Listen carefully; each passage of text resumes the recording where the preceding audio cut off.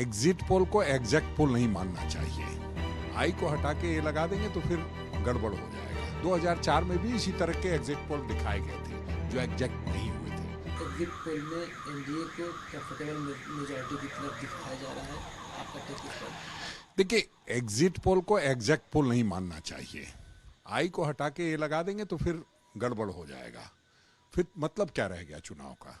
जिस तरह से परसेंटेज लोग बता रहे हैं कि ऐसे 51% उसका हो गया, 46% उसका हो गया, किस सीट पे किसको कितना ज़्यादा परसेंटेज मिल जाएगा और उस हिसाब से आप निर्णय ले लेंगे। कोई हो सकता है 1.5 लाख वोट से जीत रहा हो और उसका परसेंटेज वहाँ ज़्यादा हो और उससे आप पूरे राज्य का हिसाब किताब कर ले, ये ठीक नहीं है। 2004 में भी इसी तरह के एग्जिट पोल दिखाए गए थे जो एग्जैक्ट नहीं हुए थे।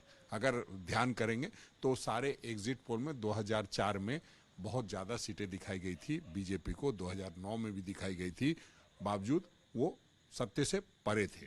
तो हम समझते हैं अभी एग्जिट पोल की बात आई है, एग्जैक्ट पोल को आ जाने दीजिए। 4 तारीख की बात है, 3 दिन और बचे हैं।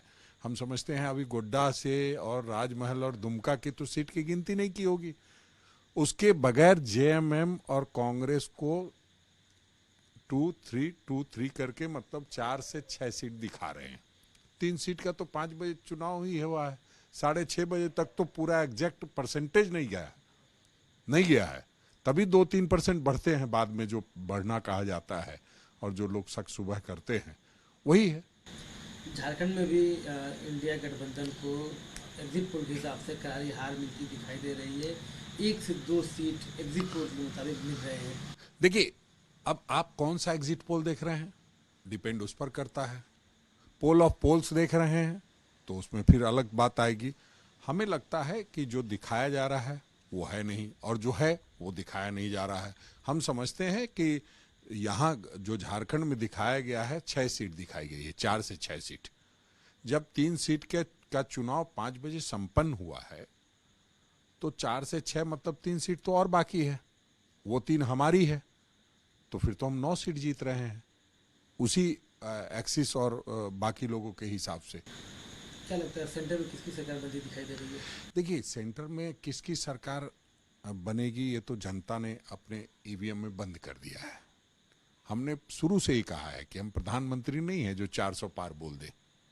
हम लोग एक साधारण से कार्यकर्ता है और हम लोग ये मान के चलते हैं कि पब्लिक का रुझान हमारी तरफ है, वो सामने आने दीजिए, वरना फिर जो ये गिनती का कोई महत्व नहीं रह जाएगा। थोड़ा इंतजार का मजा लीजिए। इसके बाद से प्रधानमंत्री जी का भी ट्वीट आया, उन्होंने ट्वीट में कहा है कि इंडिया गठबंधन के बारे में कहा कि अवसरवादी इंडिया गठबंधन मतदाताओं के साथ तालमेल बनाने में पूरी तरह नाकाम रही है। ये जातिवादी हैं, सांप्रदायिक और भ्रष्ट हैं।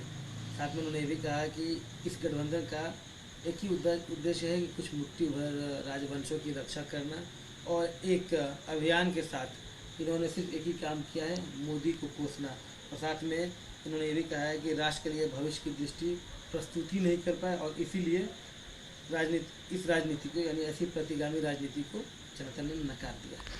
देखिए, प्रधानमंत्री जी 48 घंटे से मौन पर थे, साधना में थे, और इसलिए साधना में थे कि कुछ एग्जिट पोल वाले जो लोग हैं वो एग्जिट पोल दिखाएं, उसके बाद हम कुछ बोल पाए। तो उन्होंने कुछ बातें कही है।